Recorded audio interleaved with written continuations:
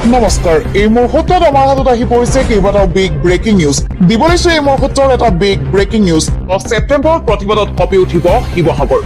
প্ৰতিবাদত চৰকাৰে মাত নামাতিলে উজনি অসম বন্ধ ঘোষণা কৰিম বুলি বিস্ফোৰক মন্তব্য কৰিছে টাই অসম ছাত্ৰ সন্থাই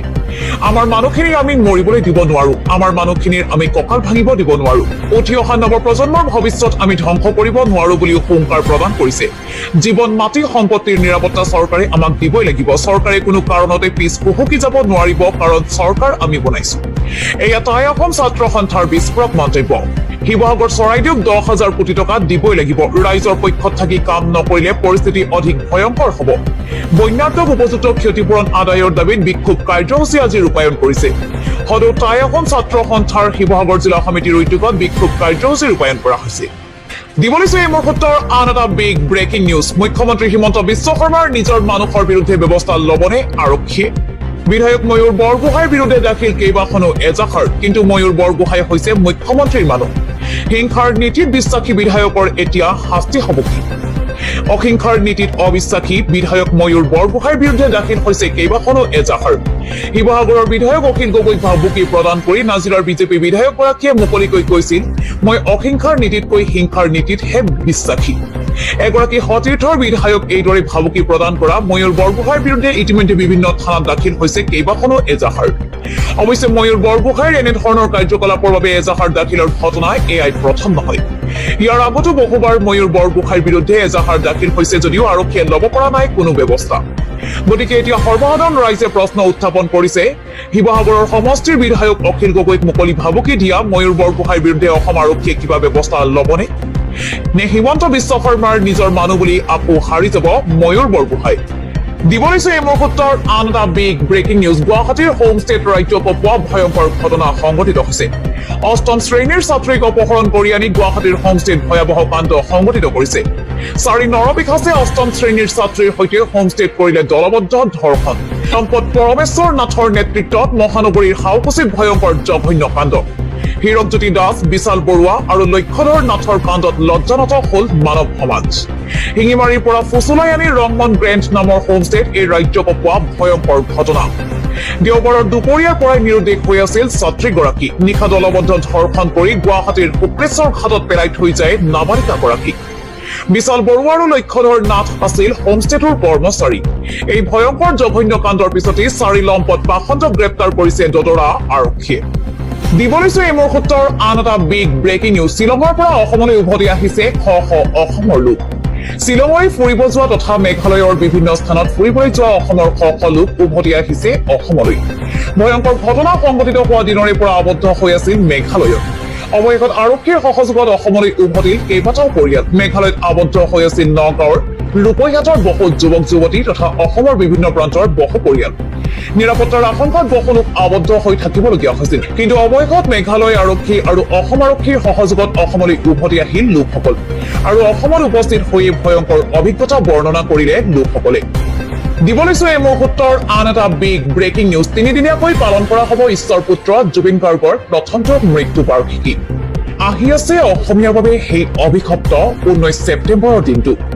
জুবিন ক্ষেত্ৰত উপস্থিত হৈ 3 দিনীয়া কাৰ্যসূচীৰ বিষয়ে জনালে গৰিমা শইকীয়া গাৰ্গে সৰ্বধৰ্ম প্ৰাৰ্থনাৰ পৰা ভাগৱত পাঠলৈকে সকলো থাকিব এই 3 দিনত 17 ছেপ্টেম্বৰ তাৰিখে পুৱা সৰ্বধৰ্ম প্ৰাৰ্থনা হ'ব জুবিন ক্ষেত্ৰত 17 ছেপ্টেম্বৰ তাৰিখৰ বিয়লিৰ পৰা অনুষ্ঠিত হ'ব জাতি জনগোষ্ঠীৰ বিভিন্ন অনুষ্ঠান কোনো বাধা অবিহনে সকলোৱে পৰিৱেশন কৰিব পাৰিব নিজা অনুষ্ঠান 18 তাৰিখে বিয়লি সাংস্কৃতিক অনুষ্ঠান হ'ব জুবিন ক্ষেত্ৰত অসমৰ শিল্পী সমাজে পৰিৱেশন কৰিব 12 ৰকমীয়া সাংস্কৃতিক অনুষ্ঠান 19 ছেপ্টেম্বৰৰ বিশেষ দিনটোত আসন প্ৰতিষ্ঠাৰে জুবিন ক্ষেত্ৰত হ'ব ভাগৱত পাঠ 19 ছেপ্টেম্বৰৰ বিয়লি ভাওনা পৰিৱেশন হ'ব জুবিন ক্ষেত্ৰত আৰু এইদৰে 3 দিনীয়াকৈ পালন কৰা হ'ব ঈশ্বৰ পুত্ৰ জুবিন গাৰ্গৰ প্ৰথমটো মৃত্যু বাৰ্ষিকী দিব লৈছো এই মুহূৰ্তৰ আন এটা বিগ ব্ৰেকিং নিউজ জনপ্ৰতিনিধিয়ে নিজকে কেতিয়াও ৰজা বুলি ভাবিব নালাগে জনপ্ৰতিনিধি এজন কেতিয়াও ৰজা হ'ব নোৱাৰে জনপ্ৰতিনিধি সদায় ৰাইজৰ প্ৰতিনিধি হৈয়ে থাকিব লাগিব অসম বিধানসভাৰ অধ্যক্ষ ৰঞ্জিত কুমাৰ দাসে জনপ্ৰতিনিধিক দিলে কঠোৰ সকিয়নি বহু জনপ্ৰতিনিধিয়ে চৰকাৰী বিষয়াক তলতীয়া বুলি ভাবে চৰকাৰী বিষয়া নাথাকিলে মন্ত্ৰী বিধায়ক ভেলুলেছ মন্ত্ৰী বিধায়কে দিহাহে দিয়ে কাৰ্যকৰী কৰে বিষয়াইহে বলিছো এই মুহূৰ্তৰ এটা বিগ ব্ৰেকিং নিউজ বান পৰিস্থিতিক কেন্দ্ৰ কৰি সাংসদ গৌৰৱ গগৈক তীব্ৰ সমালোচনা কৰিছে কেন্দ্ৰীয় ৰাজ্যিক মন্ত্ৰী পবিত্ৰ মাৰ্ঘেৰিটাই তেওঁ উল্লেখ কৰে যে বানপীড়িত লোকসকলৰ কাষত গৌৰৱ গগৈয়ে পৰ্যটকৰ দৰে আচৰণ কৰিছে কেৱল ফটো উঠোৱাৰ বাবে বানাক্ৰান্ত অঞ্চললৈ যোৱা বুলি অভিযোগ কৰি পবিত্ৰ মাৰ্ঘেৰিটাই কয় 100ডাল বা 150টা বেগ আৰু ৰুটি বেলিয়াই নিজৰ দায়িত্ব সামৰিছে গৌৰৱ গগৈয়ে এগৰাকী সাংসদ হিচাপে গৌৰৱ গগৈয়ে বানপীড়িত লোকসকলৰ বাবে অধিক সহায় আগবঢ়াব পাৰিলেহেঁতেন বুলিও পবিত্ৰ মাৰ্ঘেৰিটাই মন্তব্য কৰে নিৰ্বাচনৰ সময়ত বৃহৎ পৰিমাণৰ ধন সংগ্ৰহ কৰা হয় যদিও নিজৰ সমষ্টি তথা অসমৰ বানপীড়িত ৰাইজৰ বাবে সেই অনুপাতে সহায় আগবঢ়োৱা হোৱা নাই বুলিও তেওঁ অভিযোগ উত্থাপন কৰে লগতে গৌৰৱ গগৈয়ে বানপীড়িত ৰাইজৰ সহায়ৰ ক্ষেত্ৰত অধিক দায়িত্বশীল আৰু সক্ৰিয় ভূমিকা গ্ৰহণ কৰা উচিত বুলিও সংবাদমেলত উল্লেখ কৰে কেন্দ্ৰীয় ৰাজ্যিক মন্ত্ৰী পবিত্ৰ মাৰ্ঘেৰিটাই দিবলৈছো এই মুহূৰ্তৰ আন এটা বিগ ব্ৰেকিং নিউজ অখিল গগৈৰ বিৰুদ্ধে শিৱসাগৰ থানাত এজাহাৰ দাখিল কৰিছে 8টাকৈ সংগঠনে বিজেপিৰ 8 মৰ্চাই দাখিল কৰিছে এজাহাৰ অখিল গগৈৰ বিৰুদ্ধে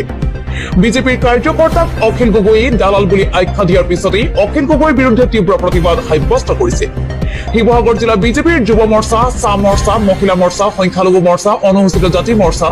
অনুসূচিত জনজাতি মৰ্চা OBC মৰ্চাই শিৱসাগৰ থানাত অখিল গগৈৰ বিৰুদ্ধে দাখিল কৰিছে এজাহাৰ দিবলৈছো এই মুহূৰ্তৰ আন এটা বিগ ব্ৰেকিং নিউজ ৰাজ্যত পুনৰ মূল্য বৃদ্ধিৰ মাধমাৰ অত্যাৱশ্যকীয় সামগ্ৰীৰ জুই চাই দাম ব্যাপক ৰূপত বৃদ্ধি পাইছে প্ৰতিবিধ বস্তুৰ দাম মোৰে কপালে হাত দিছে সৰ্বসাধাৰণ জনতাই প্ৰতি কেজি চেনিত 15 টকাকৈ বৃদ্ধি পাইছে কেৱল মাত্ৰ ইমানেই নহয় বৃদ্ধি পাইছে চাউলৰ দাম পিয়াজৰ দাম বৃদ্ধিও কন্দুৱাইছে সৰ্বসাধাৰণ জনতাক ইয়াৰ উপৰিও বৃদ্ধি পাইছে শাক-পাচলিৰ দামো প্ৰতিবিধ শাক-পাচলিৰ দামো ব্যাপক ৰূপত বৃদ্ধি পাইছে আৰু মূল্য বৃদ্ধি নিয়ন্ত্ৰণৰ ক্ষেত্ৰত চূড়ান্ত ব্যৰ্থ হৈছে হিমন্ত বিশ্ব শৰ্মা চৰকাৰ মধ্যবিত্ত দিন হাজিৰা কৰা লোকৰ অৱস্থা বেয়া হৈ পৰিছে আজিৰ তাৰিখত খাটি খোৱা ৰাইজৰ ঘৰ চলোৱাত অসুবিধা হৈছে কাৰণ বজাৰলৈ গৈও বিক্ষণ্ণ মনেৰে তেওঁলোক ঘৰলৈ ঘূৰি আহিবলগীয়া হয় কিয়নো এতিয়া প্ৰতিবিধ বস্তুৰ জুই চাই দাম বৃদ্ধি পাইছে যাক লৈ এতিয়া মূৰে কপালে হাত দিবলগীয়া হৈছে ৰাজ্যৰ সৰ্বসাধাৰণ জনতা দিবলৈছো এই মুহূৰ্তৰ আন এটা বিগ ব্ৰেকিং নিউজ প্ৰধানমন্ত্ৰী বিত্তমন্ত্ৰীৰ পাছত কেন্দ্ৰীয় গৃহমন্ত্ৰীও বিমুখ কৰিলে মুখ্যমন্ত্ৰী ডক্টৰ হিমন্ত বিশ্ব শৰ্মাক বান পৰিস্থিতিৰ সন্দৰ্ভত অমিত শ্বাহক অৱগত মুখ্যমন্ত্ৰী হিমন্ত বিশ্ব শৰ্মাৰ কিন্তু গৃহমন্ত্ৰীয়ে নিদিলে কোনো বান সাহায্যৰ প্ৰতিশ্ৰুতি শিৱসাগৰ চৰাইদেউ আৰু যোৰহাটৰ বিধ্বংসী বানত ক্ষতিগ্ৰস্তৰ বাবে পুঁজি বিচাৰি নতুন দিল্লীত বাখৰ পাতি থকা মুখ্যমন্ত্ৰী ডক্টৰ হিমন্ত বিশ্ব শৰ্মাক অৱশেষত বিমুখ কৰিলে কেন্দ্ৰীয় গৃহমন্ত্ৰী অমিত শ্বাহেও দেওবাৰে নিশা কেন্দ্ৰীয় গৃহমন্ত্ৰীগৰাকীৰ সাক্ষাৎ লাভ কৰে মুখ্যমন্ত্ৰী হিমন্ত বিশ্ব শৰ্মাই আশা কৰা হৈছিল যিহেতু দুৰ্যোগ প্ৰশমন বিভাগটো গৃহ বিভাগৰ অন্তৰ্গত তেনেস্থলত কেন্দ্ৰীয় গৃহমন্ত্ৰীগৰাকীয়ে অসমৰ বাবে মুখ্যমন্ত্ৰী হিমন্ত বিশ্ব শৰ্মাক এক বৃহৎ পুঁজিৰ কথা অৱগত কৰিব কিন্তু তেনে একো নহল গৃহমন্ত্ৰীগৰাকীয়ে একো কথাই নকলে উল্লেখ্য যে কেন্দ্ৰীয় গৃহমন্ত্ৰীগৰাকীৰ পূৰ্বে যোৱা বৃহস্পতিবাৰে নতুন দিল্লীৰ প্ৰধানমন্ত্ৰী নৰেন্দ্ৰ মোদীক সাক্ষাৎ কৰিছিল তাৰ পাছত শুকুৰবাৰে কেন্দ্ৰীয় বিত্তমন্ত্ৰী নিৰ্মলা সীতাৰমণকো সাক্ষাৎ কৰিছিল মুখ্যমন্ত্ৰীয়ে উজনিৰ বানপানীৰ ক্ষতিগ্ৰস্তৰ বাবে সাহায্যৰ সন্দৰ্ভতে প্ৰধানমন্ত্ৰী আৰু কেন্দ্ৰীয় গৃহমন্ত্ৰীক সাক্ষাৎ কৰিছিল মুখ্যমন্ত্ৰীয়ে কিন্তু মুখ্যমন্ত্ৰীৰ দুয়োগৰাকীয়ে দিছিল আশ্বাসহে এতিয়া কেৱল সেই আশ্বাস লৈ অসমলৈ উভতিব লাগিব মুখ্যমন্ত্ৰী ডক্টৰ হিমন্ত বিশ্ব শৰ্মা